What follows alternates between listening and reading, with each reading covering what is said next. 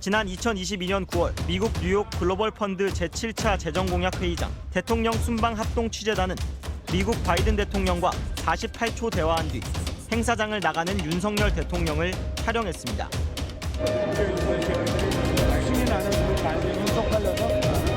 당시 MBC는 윤 대통령이 바이든이란 말을 했다고 자막을 달아 보도했습니다. 대통령실은 첫 보도 13시간 뒤 바이든이 아닌 날리면이었다고 해명했습니다. 국회에서 승인 안 해주고 날리면이라고 되어 있습니다. 여기서 미국 얘기가 나올 리가 없고 바이든이라는 말을 할 이유는 더더욱 없습니다. 발언자인 윤 대통령이 아닌 외교부가 정정 보도를 요청했는데 MBC는 거부했고 외교부는 재작년 12월 소송을 냈습니다. 1년여 만에 법원은 보도를 허위로 보는 게 타당해 정정 보도하라고 판결했습니다. 재판부는 전문가가 영상을 감정해 욕설과 비속어는 확인됐지만 바이든 또는 날리면 부분은 판독할 수 없었다면서도 당시 정황을 볼 때 윤 대통령이 바이든이라고 말하지 않았다고 결론냈습니다. 윤 대통령은 국제기구에 1억 달러 지원을 약속했는데 박진 당시 외교부 장관이 우리 국회 동의를 받을 수 있을지 우려하는 대화를 나눴다고 주장했다는 겁니다.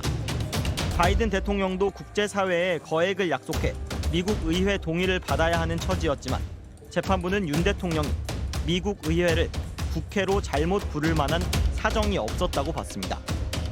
대통령실은 외교상 부담이 될 수 있어 보도하지 말아달라고 언론에 요청했지만 재판부는 대통령실이 직접 문제의 발언을 인정한 적은 없다고 판단했습니다.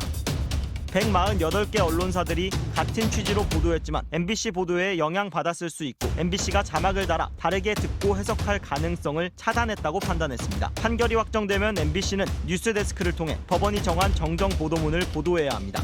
외교부가 밝혔습니다만 공영이라고 주장하는 방송이 과학적이고 객관적인 확인 절차도 없이 자막을 조작하면서 국익에 중대한 영향을 미치는 허위 보도를 낸 것은 대단히 무책임한 일입니다. 또 당시에 야당이 잘못된 보도를 기정사실화하면서 논란에 가세함으로써 동맹국인 한국과 미국 간의 신뢰가 손상될 위험에 처했던 것도 유감스러운 일입니다. 대통령이 이제 1억 달러를 기부하겠다고 이야기를 하고 난 다음에 내려오면서 박진 전 외교부 장관하고 그런 이야기를 나눈 겁니다. 이거 1억 달러 기부해야 되는데 만약에 국회에서 이거를 그냥 안 해주면 어떡하지? 그런 취지로 이야기를 했다는 거예요. 근데 당시에 이 현장을 취재했던 게 풀 기자단이 바로 MBC 기자였습니다. 그리고 이 취재한 기자도 MBC 기자였습니다. 자, 근데 이 기자들이 취재해 와서 이거를 지금 좀 전에 보셨듯이 이걸 바이든으로 이제 본인들은 들었다는 거예요. 그리고 날리면이라고 했다는 거죠. 자, 이게 굉장히 큰 외교 문제가 됐습니다. 자, MBC는 그래서 이 자막을 아예 관로치고 미국 국회라는 이야기합니다. 미국 국회라고 그러지 않습니다. 미국 의회라고 이야기를 하죠. 그러니까 그렇게 본인들이 들은 대로 이렇게 써서 보도를 했고 다른 언론도 이 기사를 받았습니다. 자, 그리고 이걸 가지고 MBC는 또 미국에 있는 미국 측 관계자들 그 코멘트까지 따서 한국 대통령이 바이든 대통령한테 이렇게 이야기를 했다는 데 코멘트도 땄어요. 근데 알고 봤더니 보통 이런 것들이 나오면 자막 시스템이 있습니다. 방송국에는요.